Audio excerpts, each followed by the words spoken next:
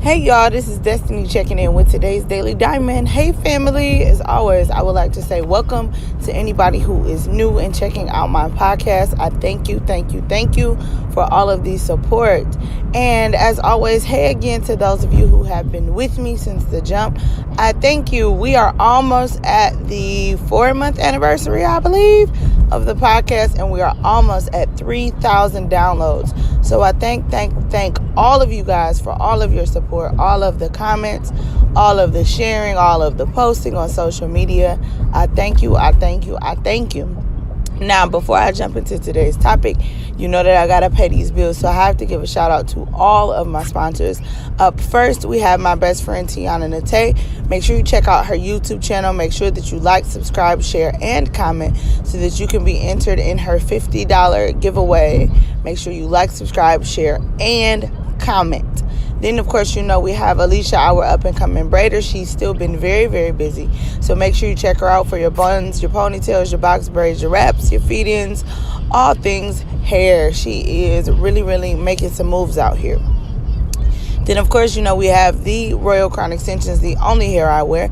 Make sure that you check out Sade for your bundles, your lashes, your bonnets, your wigs. Make sure you check her out because she is busy. Then, of course, we have Shelly and Kisses by Shelly, my absolute favorite lip gloss. Shelton's official relaunch is December the 6th, so make sure that you are on the lookout for that. So, on to today's topic. So, today's topic is dedicated to Brianna. If you are listening, this topic is for you. So, I want to talk about failure, or this feeling of being a failure.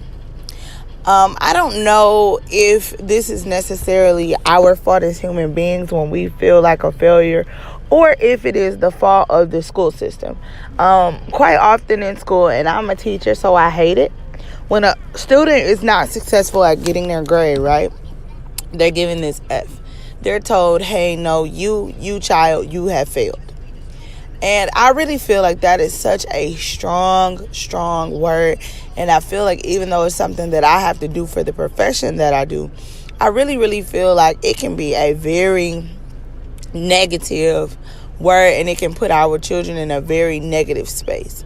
And so when we talk about failure, I think when we look at school systems from the very beginning, right, if our kids are not successful, or if they are different, or if they are having some challenges at school, right, we automatically label them as a failure.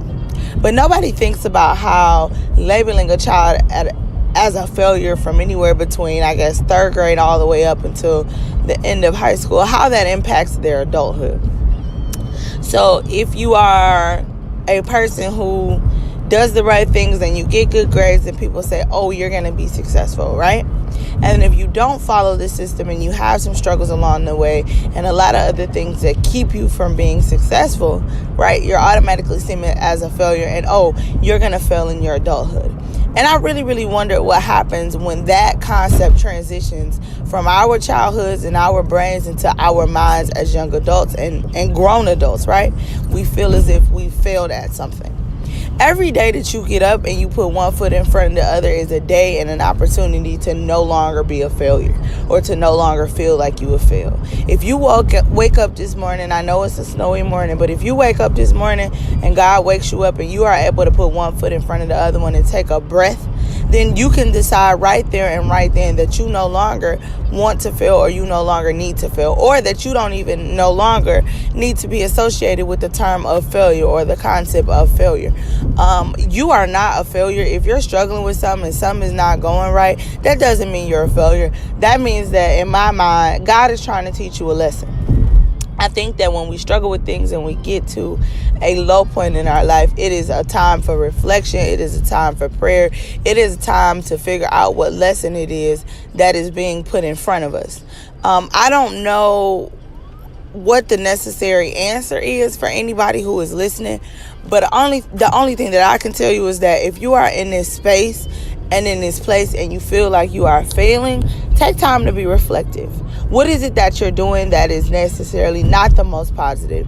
What is it that you are doing that is possibly putting you in the same compromising or same negative situations, what is it that you are doing that you could do differently? How could you think differently? How could you pray differently? How could you eat differently? How could you move differently? How could you change your relationships and your friendships so that failure is not a part of your life, so that failure is not something that you accept? I talked to Brianna last night, and we began to talk about some of her issues, none of which I'll put out there. But we began to talk about some of her issues, and one of the things that came up is God. And I am a firm believer that when we put our faith in God or Allah, when we put our faith in Him, then things seem to go right. I, too, have been in a place, in a stage in my life where I felt like everything was going wrong. And then I remembered that I forgot to pray. I forgot to be thankful. I forgot to say thank you for all the things that God does provide to me, that He doesn't have to, right? I have a coat in the winter. I have a home. I'm not out in the cold. My kids are not hungry. I am not hungry. I am able to get up and go to work every day, and my car is running, right? And so I had to remember that in my midst of feeling like a failure, I actually wasn't failing at everything. I might have been failing at one thing. I might have been failing at 5 things. But I have been successful in a lot of other venues in my life. And so I challenge you all to look at that too. How can you re-examine your relationship with God? How can you put Him at the forefront of things and tell Him thank you for all of the things that He provides to you that He doesn't have to provide? You could be homeless. You could be hungry. You could be without that cell phone that you use to listen to this. You could be without that computer that you use to listen to this. How can you be more thankful, and how can you submit to do nothing but what He requires of you? One of the biggest things that I love about my faith and I love about my religion is the fact that it's so simple. Islam means peace, and then someone who is Muslim, it just simply means that we submit to do the will of Allah. We submit to do His will. We understand that He is at the forefront of our lives and that we cannot control everything. Everything is not in our control, and that we must do what He decrees for us to do. We can't do what other people decree for us to do. We can't make all of our decisions in our lives. We have to allow the person that we know that is in charge of all that we do to be in charge. And we have to get out of the way. And so I challenge you to think about that too today. Not only, okay, how have I been unsuccessful at some things, and how can I change that?